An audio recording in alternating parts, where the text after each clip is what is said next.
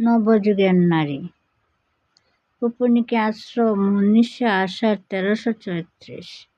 হরিও পরম কল্যাণী এসো। কোন পুরুষ বিবাহ করিলে লোক তাহাকে স্বামী সংজ্ঞা দেয়?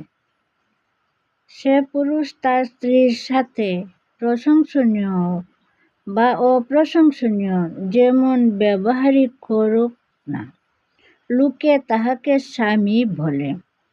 সে যদি তাহার স্ত্রীর একটা কৃতদাস হয়, সে যদি তাহার স্ত্রীর একটা কামের কিঙ্করও হয়, সে যদি তাহার স্ত্রীর মুখ লাবণ্যের বা দেহ সৌন্দর্যের কেনা গোলামও হয়, তবু লোকে তাহাকে স্বামী বলে, দাস বলে না।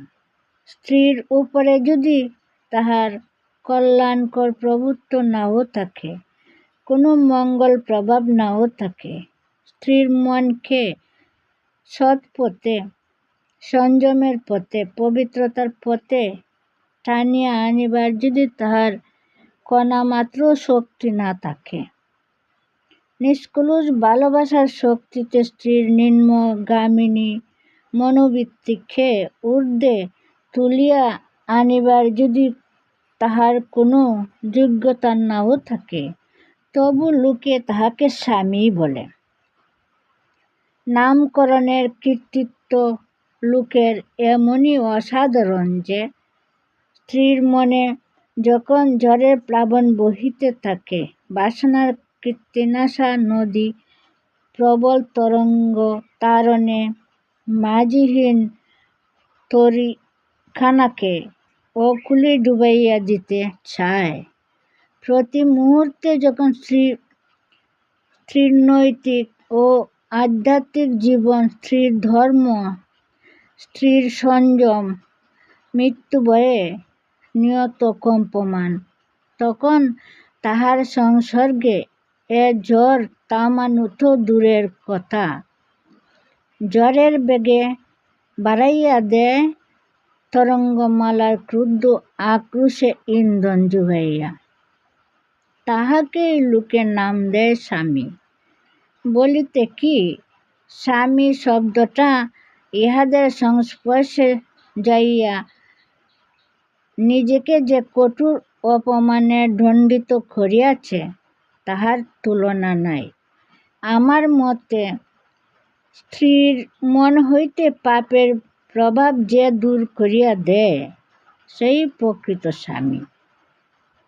পাপের প্রলোভন হইতে, মোহের মত্ততা হইতে, কামনার কালকূট হইতে স্ত্রীকে যে রক্ষা করিতে পারে, সে প্রকৃত স্বামী। দেহ লালসার জন্য যে স্ত্রীর হৃদয় জয় করে না, করে তার নিষ্পূর্ণতা দিয়ে অপরকে পূর্ণ করিবার জন্য, স্ত্রীকে যে বিলাস মদিরায় আচ্ছন্ন করিবার জন্য ভালোবাসে না, বাসে তাকে মৃত্যু তিমির গহন কণ্টকবন হইতে উদ্ধার করিয়া অমরত্বের জ্যোতিষ্ময় শান্তি স্নিগ্ধ পথে টানিয়া আনিতে, তার নাম স্বামী।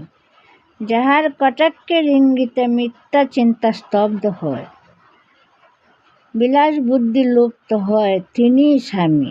এই স্বামী তাহার সংজ্ঞাপ্রাপ্ত হন বিবাহের মন্ত্র পাঠের দ্বারা নয়, পরন্তু কঠোর সংযম, তীব্র সাধন এবং গভীর আত্মোপলব্ধির দ্বারা।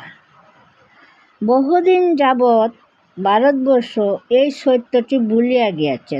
তাই স্বামী কথাটা উচ্চারণের সঙ্গে সঙ্গে স্ত্রীলোক মাত্রেরই মনে জাগে কতকগুলি অবাচ্য, অশ্রাব্য, কুৎসিত কদর্য কথা।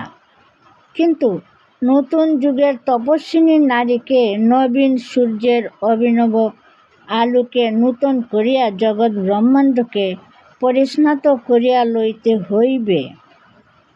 নূতন চক্ষে ধরিত্রীর শ্যামল শোভা সন্দর্শন করিতে হইবে। ইতি আশীর্বাদক স্বরূপানন্দ।